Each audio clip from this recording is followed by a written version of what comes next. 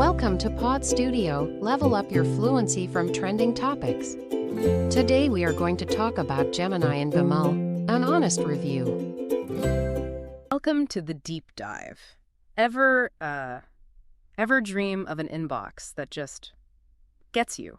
Perfectly organized, knows what you need before you do. Right, like an AI assistant that truly understands that whole mountain of personal emails you've got stored away. Exactly, cutting through the noise, finding that one crucial thing. Okay, let's unpack this.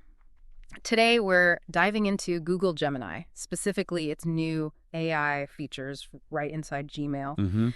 We've got this really interesting article from Tom's Guide. A user put Gemini through its paces, really tested it out. And they found something pretty big, right? A surprising discovery about how it actually works in the real world. Yeah, exactly. So our mission today, explore what works, what really doesn't, and what this means for your everyday digital life. What should you expect from these AI tools? Because let's face it, for a lot of us, managing email feels like, well, it feels like a full-time job sometimes. It's just relentless. Oh, absolutely. Keeping up is overwhelming. So this idea, AI in your inbox, it sounds like a dream, doesn't it? Totally. And the Tom's Guide user, they were really hopeful. They weren't just looking for basic help. They wanted something much, much further, as they put it. Something truly transformative. Yeah. Like a proper smart assistant for their digital stuff. And what's fascinating there is that taps into this wider excitement we're seeing around AI for just personal productivity. Yeah. We're all getting used to things like, say, ChatGPT helping write stuff, right? And that sets the bar pretty high for what we expect from an AI like Gemini, especially when it's built right in. Good point. I mean, think about it. You listening right now, you probably deal with email overload too. Maybe hundreds, maybe thousands. Yeah. Or in this user's case, hundreds of thousands. Exactly. So the promise of an AI navigating that kind of volume, it's incredibly appealing. Sounds almost magical. It does. But is it just about the number of emails, or is there more to it? Like, what kind of smarts are we really expecting when it deals with our own personal stuff? That's really the core question, isn't it? That vision, the AI understanding your personal history, that's the exciting part. But here's the key thing we're looking at today. There is a huge difference between an AI making new text, like writing an email draft, right, and accurately finding specific contextual facts buried in your own massive, unique history. That second part is way, way harder. So while the overall feeling in the article was that Gemini maybe isn't all it's cracked up to be for everything. Right. There were some definite positives. Yeah, the user did find some things that were genuinely impressive, really useful. So let's talk about those bright spots first. Where does Gemini actually shine in Gmail? Because it's not all bad news. Okay, first up, composing emails. The user said Gemini worked amazingly well here. Did an exemplary job drafting things. How does that work exactly? Well, you can open a sidebar, give it a prompt like write a polite rejection email, or you can even give it your own rough draft and ask it to polish it. Okay. So adding detail, getting the tone right. Exactly. In seconds. Imagine trying to write something sensitive or, a detailed report. Gemini takes your notes and makes them sound professional. That is a huge time saver. Yeah. And probably a confidence booster, too, if you struggle with that kind of writing. And that ability, generating or refining text quickly, that's a solid foundation for any AI assistant, really. Yeah. It takes a task that can be slow or tricky and just speeds it right up. Yeah. Lets you focus on the main point while the AI handles the phrasing. Totally. And the second big win, summarizing email threads. That's a classic email pain point. Right. So the article mentions this, summarize this email button, little Gemini star icon right at the top. It's convenient. And apparently in all their tests, the summaries were accurate and helpful. They even pulled out action steps. That's useful, so you don't have to reread the whole chain. Exactly. The user said they didn't have to read back on a thread as much, just use Gemini to get caught up quickly. So instead of digging through tons of replies for the latest update, you get the key points instantly. Like having a little assistant summarizing for you. Pretty much. Gives you back valuable time. And these things, summarizing, generating text, they represent pretty strong foundational AI capabilities. Yeah. Users are definitely getting used to this level of help. And, these positive experiences build trust. You see the potential, you get excited. Intense. But, and this is the big but, that trust gets really tested when you start expecting more. More nuance, more complex information finding, especially from your own huge personal archive. Okay, so composing and summarizing, thumbs up. Mostly. Right. But the article hinted at something bigger, a bigger disappointment. What was the user really trying to do with Gemini, and where did it all go wrong? Okay, yeah, this is where it gets really interesting and kind of ironic, actually. So? The user had this grand vision. Yeah. They had, get this, about 650,000 emails in their Gmail. Wow, 650,000. Yep. They saw it as this digital archive, right? A treasure trove of personal info. Yeah. I mean, honestly, that number alone, I think most people would just want to delete it all, not ask an AI to analyze it. But they wanted Gemini to really explore it, go way beyond basic search, beyond what even Gmail's own search could do. They pictured this AI assistant truly understanding the depths of their digital past. Okay, so that's the great irony the article talks about. While composing and summarizing are great. Most search-related prompts are not even remotely helpful. That's the quote. Ouch. Yeah. Yeah. And if you connect that to the bigger picture, it really highlights that key difference we talked about. Generating versus retrieving. Exactly. Making new stuff like summaries or drafts is one thing, but accurately finding specific context-rich information from your own huge, messy personal data set. That's a massively harder challenge for AI. It's like asking a creative writer to suddenly become a perfect librarian for your life's scribbled notes. Kind of, yeah. Finding tiny details based on vague ideas, knowing your shorthand, understanding the context. The user expected that sophisticated smart assistant, that personal archivist. But they hit major walls when they asked Gemini to do that deep data dive and really understand what they meant across that massive archive. It's about precision and context at scale, not just making sentences that sound right. Okay, let's get into the nitty-gritty then. What specifically went wrong?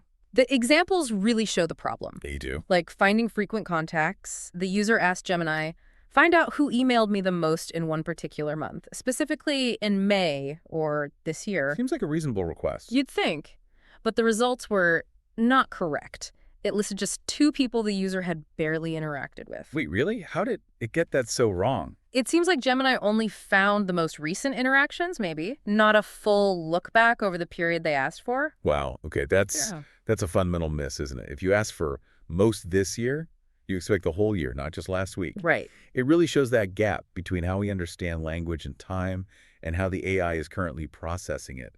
It needs to grasp that historical context, not just keywords. That's a much higher bar. Okay, another one. Identifying discussion topics. The user prompted, which topics did I discuss and reply to the most in 2025? Okay, trying to find themes in their conversations. Yeah. But Gemini just listed a bunch of email newsletters. But they asked about topics they discussed and replied to. Exactly. The huge error was Gemini only looked at emails sent to the user. It completely missed the part about actual interaction, the replies. So it didn't understand discuss and reply in the way a person obviously would. It didn't get the active engagement part. Oh, it just saw incoming mail. And this really flags that crucial question, doesn't it? How does an AI interpret these nuanced phrases, like most interacted with or discussed? Yeah. The gap between our common sense understanding and Gemini's, let's say, literal interpretation of the data. Yeah. That's a core challenge for AI development right now. It needs to tell spam from real conversations, understand interaction beyond just receiving an email. Precisely. Yeah. And pull accurate historical data based on that understanding. Think about it. Traditional search finds keywords like may or attachment really well. Sure.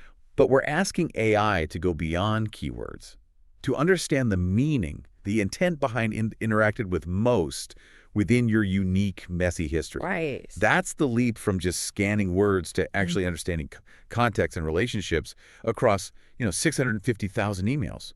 It's moving from data parsing to real semantic understanding. And AI is still learning that part. Okay, and one more example. This one sounds particularly frustrating. Mass emailing for an out of office.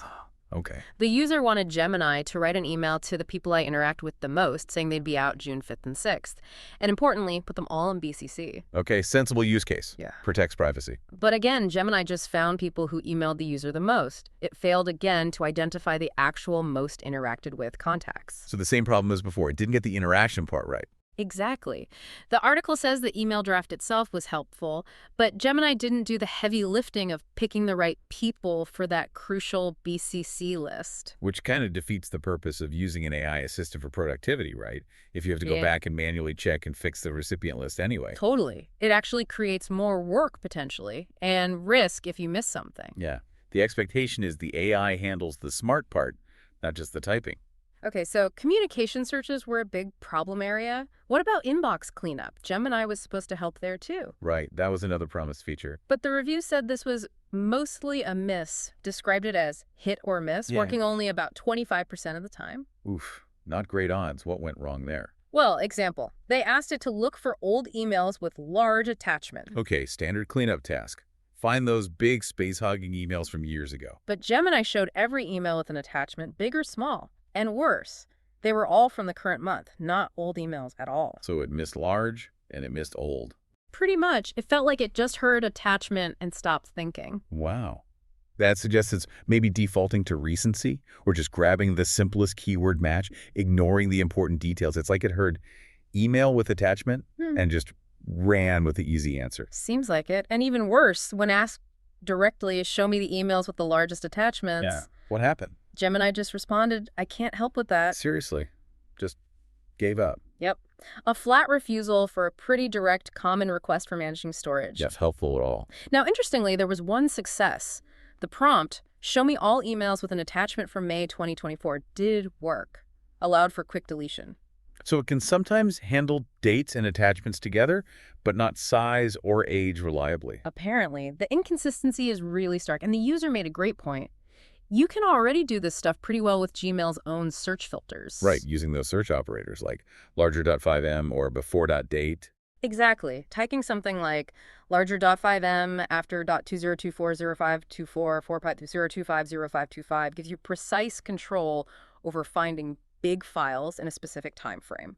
And that's worked for years. And that really illustrates an important point, doesn't it? Just sticking an AI layer on top doesn't automatically make things better than well-designed existing tools. That's right. Sometimes those traditional filters give you more precise control and, crucially, reliability compared to an AI trying to figure out your natural language request, especially if it's not fully trained for that specific kind of detailed query. Yeah. The inconsistency, the flat-out failures, it really screams early days, like it's still in a testing phase. They're likely still refining how the AI handles these more complex, granular tasks involving historical data and specific conditions. It's not just about understanding language. It's about executing reliably every time. So wrapping this up, what does this all mean for you, the listener? What should your takeaway be about these new AI tools popping up everywhere? The user's conclusion was pretty clear.